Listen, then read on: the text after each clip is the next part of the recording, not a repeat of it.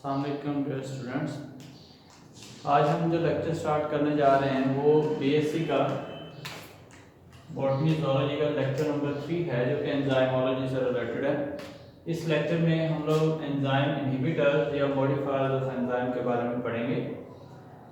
First of all कि enzyme inhibitors क्या होते हैं। Enzyme inhibitors are chemical substances that react with enzyme at active site और other than active site. मतलब ये वो केमिकल्स हैं जो एंजाइम के साथ रिएक्ट करते हैं, या तो उसके एक्टिव साइट पे रिएक्ट करेंगे या किसी और जगह पे उसके साथ रिएक्ट करेंगे, उसके साथ बॉन्ड बनाएंगे और प्रोडक्ट में कन्वर्ट नहीं होते। लेकिन जहाँ पे वो अटैच होंगे उस जगह को ब्लॉक कर देते हैं, या तो टेम्परेरी या परमानेंटली। ठीक है, तो इस तरह के जो केमिकल्स होते हैं उन्हें हम इनहिबिटर्स का नाम देते हैं। इनहिबिटर्स मुख्तलिफ तरह के हैं, जैसे कि पॉइजन भी एक इनहिबिटर है, एंटीबायोटिक्स भी इनहिबिटर है, एंटी मेटाबोलाइट्स जो हैं वो भी इनहिबिटर, और ड्रग्स जितनी भी हैं वो मोस्टली इनहिबिटर्स हैं। इनहिबिटर्स को दो कैटेगरी में डिवाइड किया गया है, रिवर्सिबल इनहिबिटर्स और irreversible inhibitor, depending upon their action. क्योंकि जो रिवर्सिबल इनहिबिटर्स होते हैं वो एक दफा जब अटैच होते हैं एंजाइम के साथ, जब वो अटैच होंगे तो फिर वो बाद में रिमूव भी होते हैं। पहले अटैच होंगे फिर रिमूव हो जाएंगे, इन्हें हम कहते हैं रिवर्सिबल इनहिबिटर। जो इरिवर्सिबल इनहिबिटर्स होते हैं वो जब बॉन्ड बनाते हैं तो वो कोवलेंट बॉन्ड बनाते हैं, और कोवलेंट बॉन्ड इतना स्ट्रॉन्ग होता है कि वो उनको अटैच होने के बाद उनको रिमूव नहीं करता।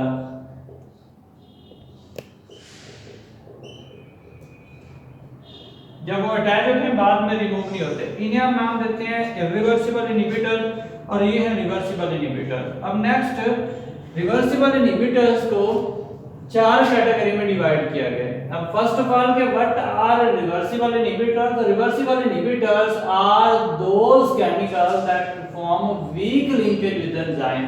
मतलब ये जो हैं रिवर्सिबल इनहिबिटर्स ये वीक लिंकेज बनाते हैं, किसके साथ? एंजाइम के साथ। लेकिन एंजाइम के साथ बात फिर वहीं आगे रुकती है कि एक्टिव साइट के साथ बनाएंगे या अदर देन, तो किसी के साथ भी बना सकते हैं। वो एक्टिव साइट के साथ भी बॉन्ड बना सकते हैं या अदर देन एक्टिव साइट के साथ भी बॉन्ड बना सकते हैं। अब इनकी वजह से एंजाइम के ऊपर कोई इतना एडवर्स इफेक्ट नहीं होता, आती है चेंज लेकिन लिटिल इफेक्ट होता है, और इनकी वजह से एंजाइम की इतनी ज्यादा शेप भी चेंज नहीं होती। अब इनका हम इफेक्ट जो है, अगर एक बंदा इनहिबिटर्स खा लेता है, जैसे कि उसने ड्रग्स खा ली हैं, उसने पॉइजन खा ली है, और वो पॉइजन रिवर्सिबल इनहिबिटर्स हैं, तो उनका हम असर खत्म कर सकते हैं। और उनका असर खत्म करना क्या है कि जिस एंजाइम को ये इनहिबिटर रोक रहा है, उसको खराब कर रहा है, उसको ब्लॉक कर रहा है, उस एंजाइम के सबस्ट्रेट की कंसंट्रेशन को बढ़ा दें तो उस इनहिबिटर का असर खत्म हो जाएगा। इनहिबिटर का ऑलवेज काम होता है एंजाइम को ब्लॉक करना, क्योंकि एंजाइम हमारी बॉडी में जितने भी केमिकल रिएक्शन है उनको कंट्रोल करते हैं, उनको कैरी करते हैं। अब जब एंजाइम रुक जाएगा तो रिएक्शन रुक जाएंगे और हमारी बॉडी स्टॉप हो जाएगी, रिएक्शन स्टॉप हो जाएंगे और लाइफ इम्पॉसिबल हो जाएगी। अब एंजाइम को रोकने के लिए इनहिबिटर्स क्या लाते हैं, इनहिबिटर्स आते हैं। अगर हम जिंदा रहना चाहते हैं तो इनहिबिटर्स का ना होना हमारे लिए जरूरी है। बॉडी में इनहिबिटर आएंगे, रिएक्शन रुकेंगे, उसके लिए फिर सबस्ट्रेट की कंसंट्रेशन बढ़ा दें तो इससे इनका असर जो है खत्म हो जाता है।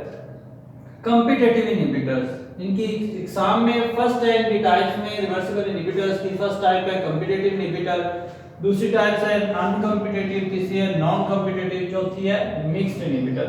अब फर्स्ट इसमें आती है कॉम्पिटिटिव इनहिबिटर। लफ्ज कॉम्पिटिटिव का मतलब है कंपीट करना, मुकाबला करना। इनहिबिटर और सबस्ट्रेट दोनों स्ट्रक्चर में सेम है, structurally similar to substrate. Inhibitor competitive inhibitors are structurally similar to substrate. ये कंपीट करते हैं किसके लिए? एंजाइम के लिए। एंजाइम के साथ दोनों ने, इसने भी एंजाइम के साथ बॉन्ड बनाना है, सबस्ट्रेट ने भी बॉन्ड बनाना है। अब दोनों की स्ट्रक्चर सेम है, कौन सा अटैच होगा जिसको मौका मिल जाएगा selected by the binding site. Binding से एक्टिव साइट के दो पोर्शन होते हैं, एक बाइंडिंग साइट है और एक कैटालिटिक साइट है। एक्टिव साइट एंजाइम की एक्टिव साइट, इसके दो पोर्शन है, बाइंडिंग साइट और कैटालिटिक साइट। बाइंडिंग साइट हमेशा सबस्ट्रेट के साथ या इनहिबिटर के साथ बॉन्ड बनाती है, और बॉन्ड बनने के बाद जब बाइंडिंग साइट के साथ बॉन्ड बनता है तो कैटालिटिक साइट एक्टिवेट हो जाती है और वो सबस्ट्रेट को प्रोडक्ट में कन्वर्ट कर देती है। लेकिन जब इनहिबिटर अटैच होगा, बाइंडिंग साइट के साथ इनहिबिटर अटैच होता है तो इनहिबिटर जो है वो कैटालिटिक साइट को एक्टिवेट नहीं कर पाता, जिससे रिएक्शन नहीं होता। एग्जांपल है सक्सिनिक एसिड, एक कंपाउंड है, ये सब्सट्रेट के तौर पे काम कर रहा है और इसको कन्वर्ट किया जाता है फ्यूमेरिक एसिड में। इसके लिए जो एंजाइम चाहिए वो सक्सिनिक एसिड डिहाइड्रोजनेज। अब सक्सिनिक एसिड डिहाइड्रोजनेज की एक्टिव साइट में सक्सिनिक एसिड अटैच होगा और वो फ्यूमेरिक एसिड में अटैच होगा, ये एक रिएक्शन है। लेकिन अगर एंजाइम वही रहे, उसकी जगह सक्सिनिक एसिड की बजाय मैलोनिक एसिड अटैच हो जाता है तो रिएक्शन नहीं होता। इट मींस कि मैलोनिक एसिड क्या करता है, act as a inhibitor. Malonic acid एक इनहिबिटर है जो कि सक्सिनिक एसिड वाले रिएक्शन को रोक देता है। इन द सेम में दूसरा एक रिएक्शन है जिसमें डाइहाइड्रोफोलेट रिडक्टेज एंजाइम है और ये एंजाइम क्या करता है, डाइहाइड्रोफोलेट को कन्वर्ट करता है टेट्राहाइड्रोफोलेट में। ये फोलिक एसिड से रिलेटेड एक रिएक्शन है। अब इस एंजाइम को ब्लॉक कर दिया जाता है, उसकी एक्टिव साइट के साथ जुड़ जाता है कंपाउंड मेथोट्रेक्सेट, एक सब्सट्रेट का नाम है जो कि कॉम्पिटिटिव इनहिबिटर है।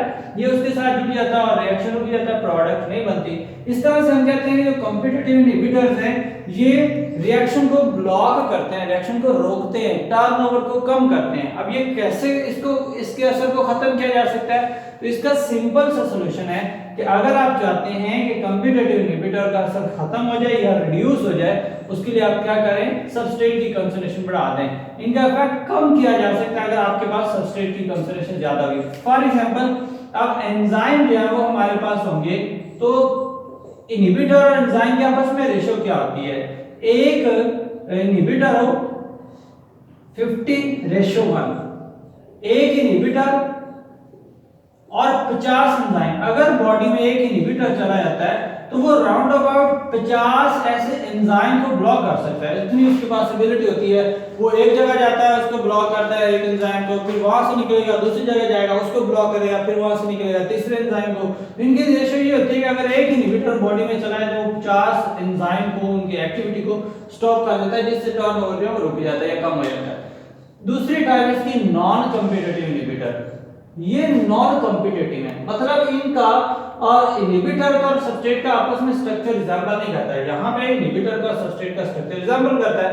इट मींस कि यहाँ पे स्ट्रक्चर इनहिबिटर का और जो सबस्ट्रेट है उनका स्ट्रक्चर रिजेंबल नहीं करता, तो ये फिर एक्टिव साइट पे अटैच नहीं होंगे, ये अदर देन एक्टिव साइट पे अटैच होते हैं। फिर फॉर्म वीक लिंकेज, लिंकेज ये भी वीक बनाते हैं, लिंकेज कॉम्पिटिटिव रिवर्सिबल इनहिबिटर हमेशा वीक लिंकेज बनाते हैं क्योंकि ये रिवर्सिबल होते हैं, अटैच होते हैं फिर उतर जाते होते हैं। तो we form weak linkage with the enzyme and attach with enzyme other than active site, मतलब allostatic site। allo का मतलब क्या होता है, other।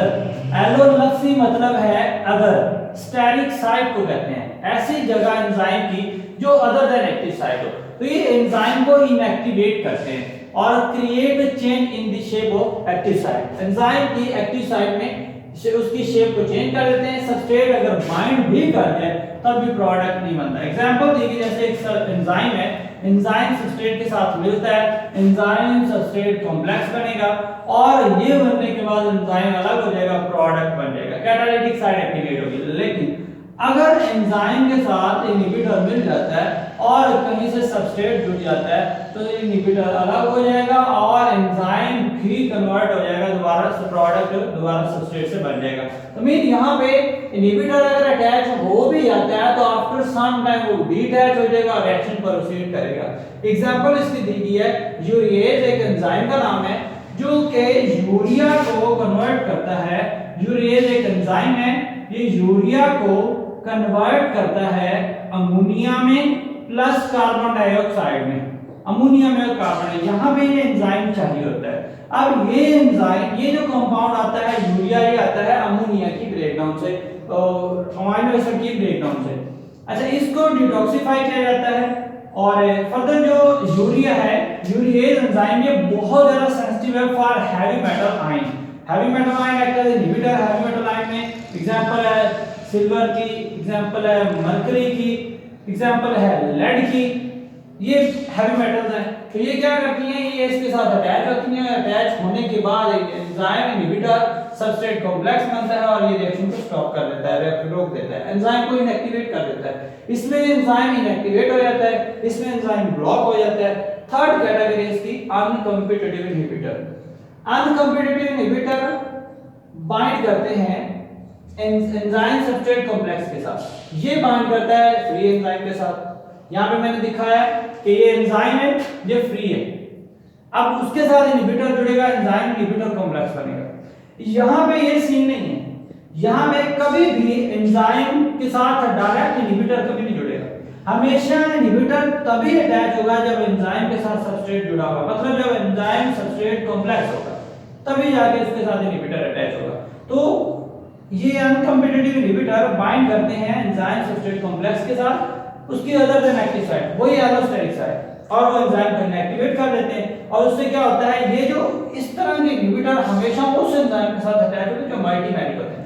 मल्टीमेरिक से मुराद है जो more than one polypeptide chain पर मुश्तमिल होते हैं। इस तरह से उनका जो इफेक्ट होता है वो शो होता है। तो इसका जो ये फिगर से बनाई हुई है कि एंजाइम है, उसके साथ सबस्ट्रेट जुड़ता है तो बनता है एंजाइम इनहिबिटर कॉम्प्लेक्स।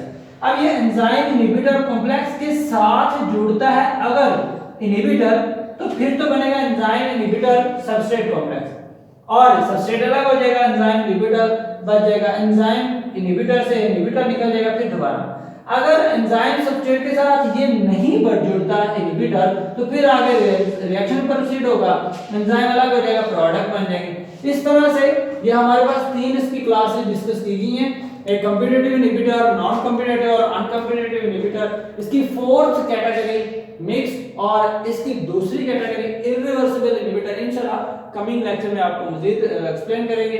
तब तक के लिए अल्लाह हाफिज़, अपना ख्याल रखिएगा। और इस चैनल को मजीद लेक्चर अगर आप देखना चाहते हैं, इसके लिए इस चैनल को सब्सक्राइब करें, बेल आइकन बटन प्रेस करें, शेयर करें, लाइक करें।